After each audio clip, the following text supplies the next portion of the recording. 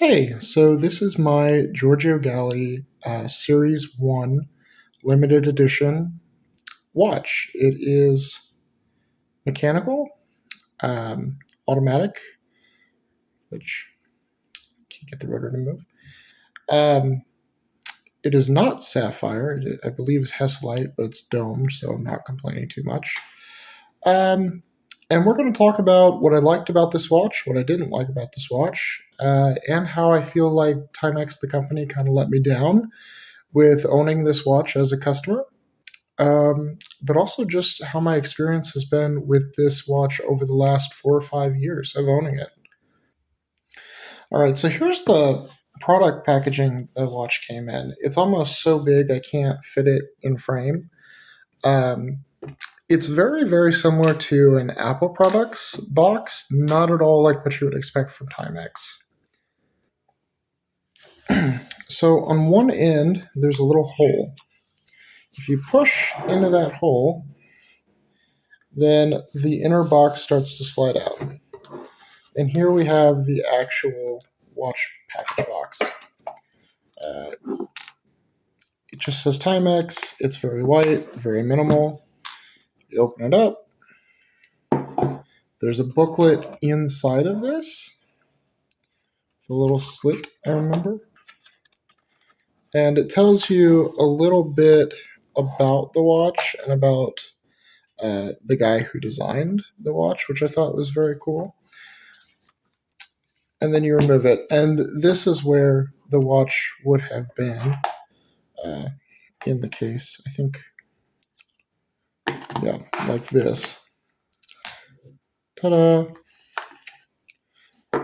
And then it also came with this piece, which we're going to talk about. Set that all to the side. So this is what you got: the watch, the strap, and the maintenance brush. When I purchased the Giorgio Gallie Series 1, it was about $500. If you're looking at this dial thinking, man, I would like to own one of those, you don't see these for sale anymore. They no longer manufacture it in this color. You had to be an early buyer to get this version with the silver, sort of platinum looking starburst dial. It is actually starburst. It's kind of a difficult thing to capture on camera. And the guy, I guess, intentionally designed it so that you wouldn't be able to see that very well unless you really looked at the watch, which is kind of the overall theme of this watch. There's a lot of hidden details to it, including these hollow lugs, which are typically a feature only found on far, far more expensive watches. The watch itself very much feels like high-end horology. It does not feel like something offered from Timex. And at the time that I purchased this watch, it was the most expensive Timex that Timex had ever released. And a lot of people were concerned that people wouldn't even buy this. Recently, I saw one of these go for as much as $2,400. That's $2,400, which is almost 5 times what I originally paid for mine. So people are definitely out there looking for these, and this watch is almost definitely only going to go up in value, especially if you have this exact model. So the watch is very beautiful. It has a lot of hidden details. I especially love the design of the strap. Very, very different from anything I've ever received before. And in fact, you can buy the strap on its own, and I have, and I've put it on other watches. It's definitely become my favorite watch strap.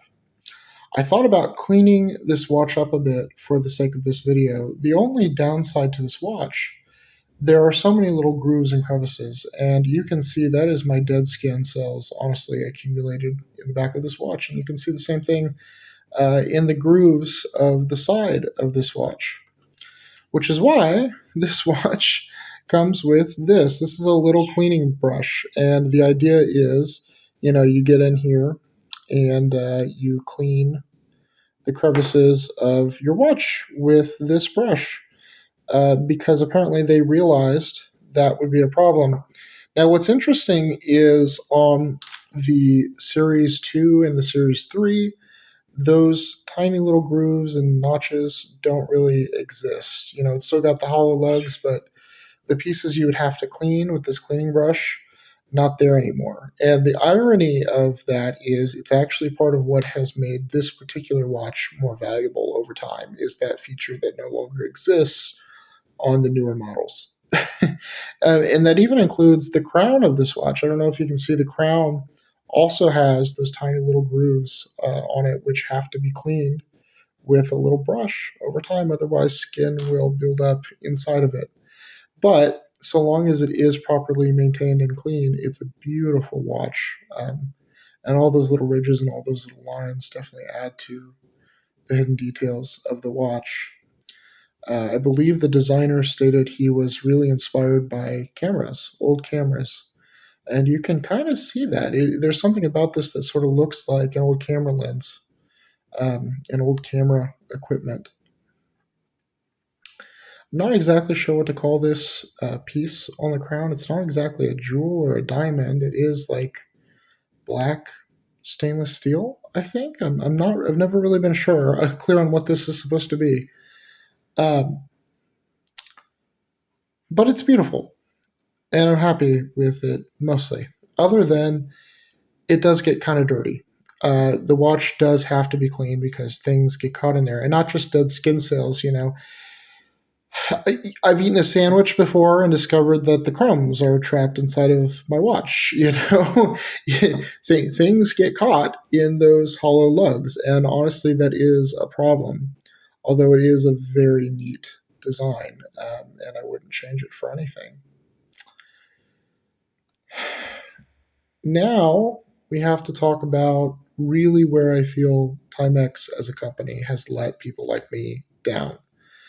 And that is, Timex has decided to more or less enter the realm of higher end, almost luxury style watchmaking. They're releasing more mechanical, high end movements, Swiss made watches. So when I bought this, something that was discussed by Timex, and it was even part of the advertisement, is that we would be able to get it serviced or worked on over time as the watch needed that. And that's an issue with most high-end mechanical watches.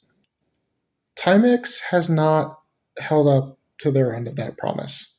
The company has no infrastructure, as far as I can tell, to repair this watch or service this watch as it needs serviced. So I'm coming up on 5 years of ownership of this watch, and something I'm thinking about is, do I need to get this watch serviced, and who is going to service this watch? Because it's not going to be Timex. Timex is not going to service the movement that is in this watch, even though they're the ones that put it in. Timex does have a repair service, but kind of what I've heard is they basically just put a brand new movement in there. They don't really service the watch as it should be serviced or clean it up the way that it should be cleaned up. Which means that if you purchase a Giorgio Gallie or a higher end mechanical piece from a company like Timex, just be aware that you will have to find a legit watchmaker or a person who's knowledgeable about watches to service the watch later on, or you're going to have to figure out how to do some stuff yourself to keep the watch working and running, because Timex as a company just doesn't have the infrastructure in place to make that happen. And that is where I really feel like this company has sort of let us down. The other thing I notice is that despite this, they continue to release new models, new versions of this particular watch, new iterations. They're called the S2, the S3, and I'm sure there are more to come. And so the sense that you get from them not having the infrastructure in place to service this watch, even though they're selling you sort of a higher end model, is that they just sort of expect you to throw this one in the trash and buy the new fancy model when it comes out. Not unlike purchasing an iPhone. And when I thought about that, the connection between the model of selling these watches that are really disposable from their perspective, instead of servicing them and preserving them and prolonging their lifespan, and purchasing a new one, and that being sort of like an iPhone. Well, you look at this case that it comes in, the packaging is very similar to an Apple product. So I have no doubt in my mind that planned obsolescence is a part of this line in this product.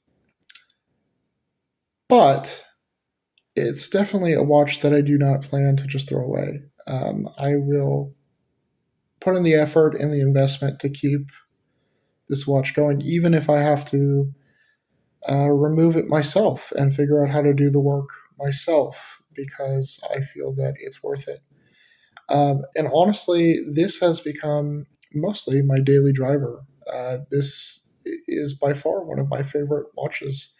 And I also just love that it is a Timex. I don't feel like I'm wearing something too fancy or overdressed, but it can be dressed up, it can be dressed down. It's casual and dressy at the same time. Um, it's just a shame to me that Timex doesn't have more in place to get the watch serviced, which is what I need. So if you can deal with a watch that potentially can't be serviced by the company you're buying it from, um, I would say that this watch is absolutely worth it. And like I said, if you want it in this color, you want this particular model, good luck, because they don't make them anymore. And you are definitely going to be paying a premium, more than the watch would have cost when it was released, to buy one of these secondhand. So that's it.